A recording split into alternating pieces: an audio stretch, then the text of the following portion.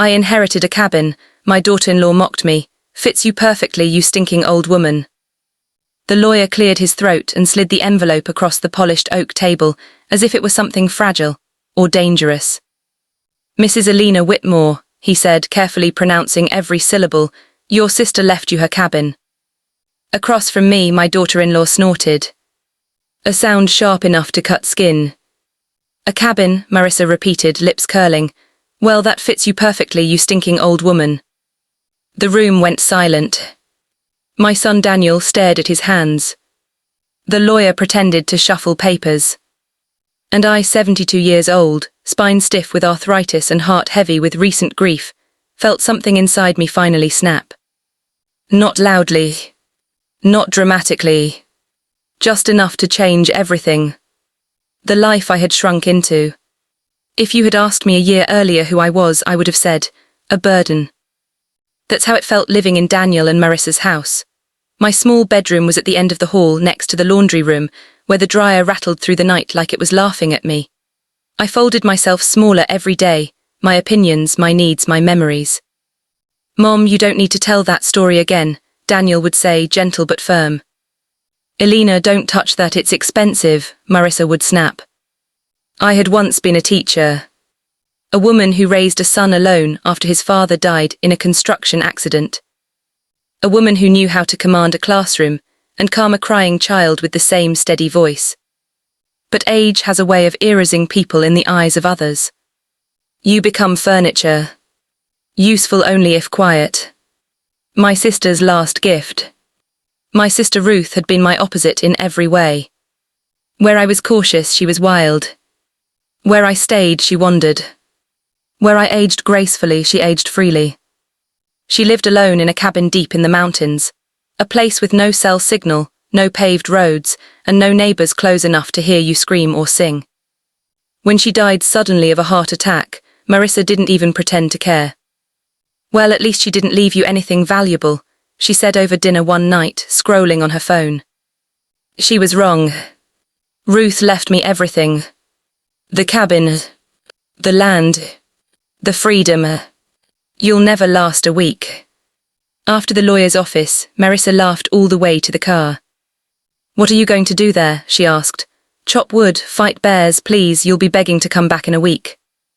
Daniel glanced at me through the rearview mirror. Mom, maybe we should sell it, use the money to. No, I said. It surprised all of us. I'm going, I repeated. I'm going to the cabin. Marissa rolled her eyes. Fine, don't say we didn't warn you. She didn't hug me goodbye when I packed my things. She didn't help. She just said, make sure you take your smell with you. The cabin. The first night, the silence terrified me. No traffic. No television murmuring in the background. No voices reminding me what I was doing wrong. Just wind through pine trees and the distant howl of something wild. I cried that night. Not from fear, but from relief. For the first time in years, I took up space.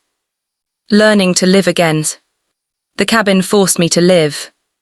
I learned how to stack firewood despite my aching hands.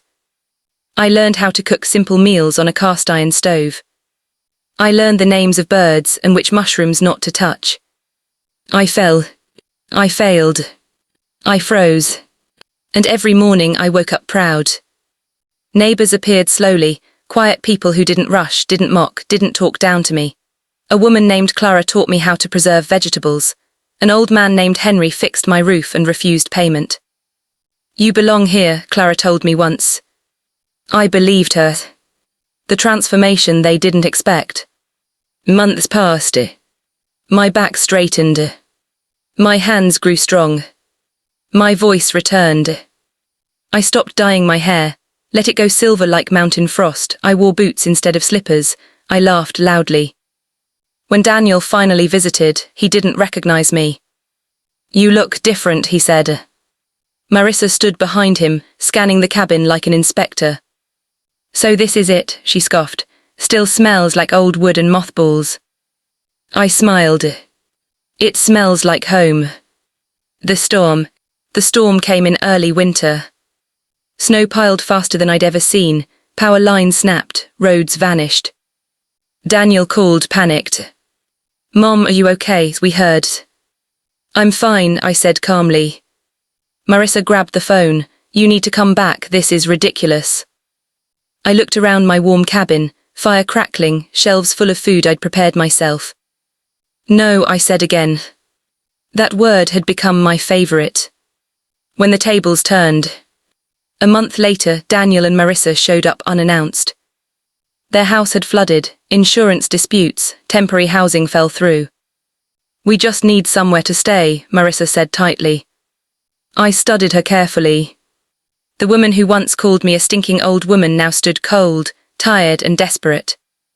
"You can stay," I said, "on one condition." She frowned. "What condition?" "You treat me with respect, or you leave." She opened her mouth, then closed it. They stayed 3 nights. On the 4th morning, Marissa complained about the water pressure, the food, the silence. I opened the door. "Goodbye," I said. Daniel looked stunned. Marissa looked humiliated. But neither argued. The moral revealed. Spring came gently. Wildflowers covered the hills. My garden thrived.